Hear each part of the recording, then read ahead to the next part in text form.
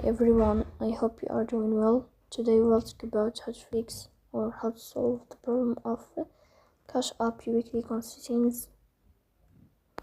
Here we click on apps, default apps, app settings.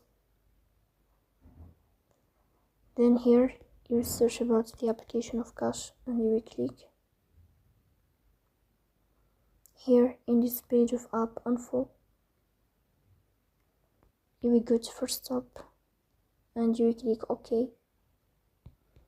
Here you will enter to the window of storage. Then you will click on clear cache. In the end you will go to Play Store, you will search about Cash App.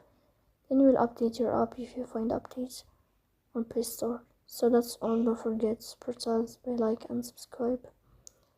See you next time and thank you for your watching and your attention.